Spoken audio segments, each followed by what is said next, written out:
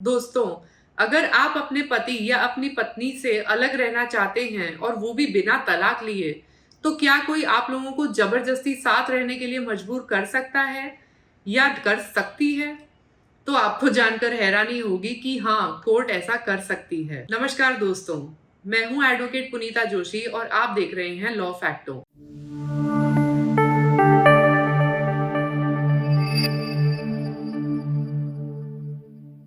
दोस्तों, अगर आपके साथी कोर्ट में जाकर ये कहे कि आप बिना किसी वजह से उनसे अलग रह रहे हैं और यह साथ रहना चाहने की मांग करें, तो इसे रेस्टिट्यूशन ऑफ कॉन्जुगल राइट्स कहते हैं, यानी वैवाहिक अधिकारों की बहाली। तो अब सबसे पहला सवाल ये कि आखिर ये कॉन्जुगल राइट्स यानी वैवाहिक अधिकार होते क्या हैं? देखिए, जब दो लोगों की शादी होती है तो उन्हें कुछ अधिकार मिलते हैं, यानी शादी के माध्यम से कुछ अधिकार बन जाते हैं, जैसे प्रॉपर्टी और सक्सेशन के अधिकार, मेंटेनेंस और एलिमनी के अधिकार।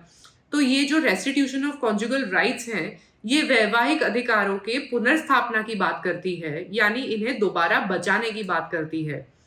इसमें विवाहित जोड़े को साथ रहने का हक है।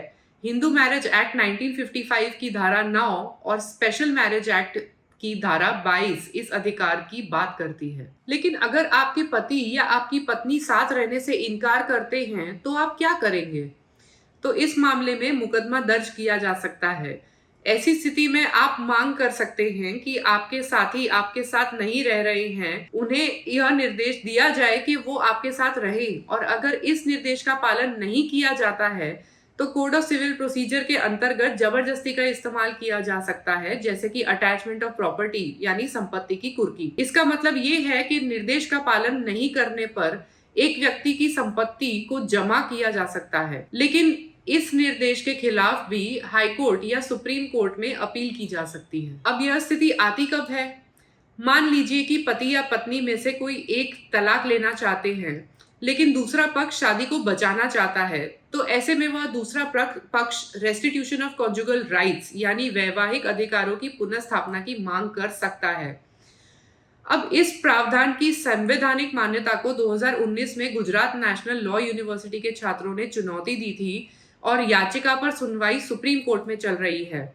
याचिका में छात्रों ने कहा है कि यह कानून राइट टू प्राइवेसी को वायलेट करता है और यह भी कहा कि यह प्रावधान औरतों के खिलाफ एक तरह से भेदभाव करता है। एक्सपर्ट्स का ये मानना है कि देखने से लगता है कि ये दोनों ओर से होता है, लेकिन असलियत में इसका औरतों पर ज्यादा प्रभाव होता है, क्योंकि इस प्रावधान की वजह से ज्यादातर पत्नियों को वापस अपने पति के घर लौटना पड़ता है। एक बड़ी समस्या ये भी है कि मैरिटल रेप एक कानूनी अपराध नहीं है, तो जब औरतें इसकी वजह से अपने पति से अलग रहने के लिए जाती हैं, तो इस प्रावधान की वजह से उन्हें वापस अपनी पति के पास लौटना पड़ सकता है। लेकिन ऐसा नहीं है कि इस प्रावधान को चुनौती पहली बार दी जा रही है।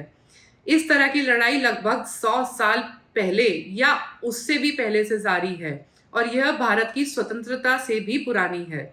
1880s में बॉम्बे हाई कोर्ट में दादाजी भीकाजी वर्सेस रुक्माबाई का मुकदमा चल रहा था।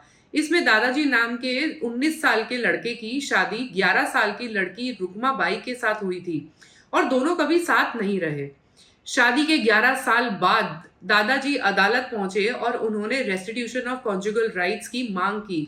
इस समय रुक्माबाई 20 साल की थी। इस मांग पर जस्टिस रॉबर्ट पिन्हे ने इस मांग को मंजूरी देने से इनकार कर दिया और ये कहा कि दादाजी और रुक्माबाई कभी साथ में रहे ही नहीं, तो यहाँ वैवाहिक अधिकार पुनः स्थापित करने का सवाल ही पैदा नहीं होता है, क्योंकि कोई अधिकार स्थापित ही नहीं हुए हैं। उन्होंने ये तर्क भी दिया कि restitution of conjugal rights Hindu कानून में पाया ही नहीं जाता है, इसे इंग्लैंड से लाया गया था इंडिया के कानूनों में। उन्होंने यह भी कहा कि किसी औरत को जबरदस्ती ऐसे आदमी के साथ रहने के लिए मजबूर किया जिसे वो पसंद नहीं करती, तो ये क्रूअल्टी होगी। इस जजमेंट से बहुत हंगामा और विवाद हुए, लेकिन बॉम्बे हाई कोर्ट की डिवीजन बेंच ने फैसले को पलट दिया और पार्टियों के बीच में समझौता हो गया। समझौते के तहत दादाजी ने दूसरी शादी कर ली और रुक्माबाई ने आगे पढ़ाई की। उन्होंने लंदन में जाकर मेडिकल की पढ़ाई पूरी करी और हिंदुस्तान की पहली औरत चिकित्सक बनी। अब इस मामले से लगभग 100 साल बाद रेस्टिट्यूशन ऑफ कॉन्जुगल राइट्स का एक और मामला सामने आता है। साल 1975 में 16 साल की सरिता ने, जो स्कूल में एक छात्रा थी, उन्होंने वेंकट सुरैया से शादी करी। 6 महीने साथ रहने के बाद दोनों ने एक दूसरे से अलग होने का फैसला किया।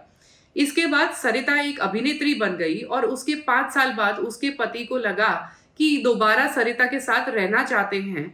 इसके लिए वह हिंदू मैरिज एक्ट की धारा 9 के अंतर्गत रेस्टिट्यूशन ऑफ कॉन्जुगल राइट्स के लिए अदालत पहुंचे। इस बात पर सरिता आंध्र प्रदेश हाईकोर्ट पहुंची और कहा कि यह प्रावधान गैर संवैधानिक है, क्योंकि यह उनकी क्वालिटी, पर्सनल लिबर्टी, मौलिक अधिकारों का उल्लंघन करता है, अधिकारों को वायलेट करता है।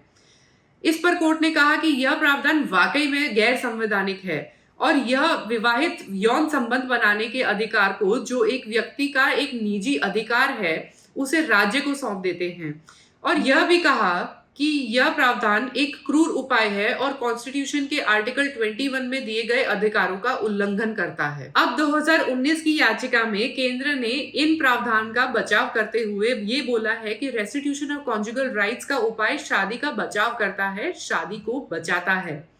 मुझे पूरी उम्मीद है कि आपको आज का ये वीडियो पसंद आया होगा। तो पसंद आया है तो don't forget to like and subscribe, और कोई समस्या है तो कमेंट कर सकते हैं। मिलेंगे अगली बार इसी तरह के इंटरेस्टिंग वीडियो के साथ। तब तक के लिए धन्यवाद। जय हिंद।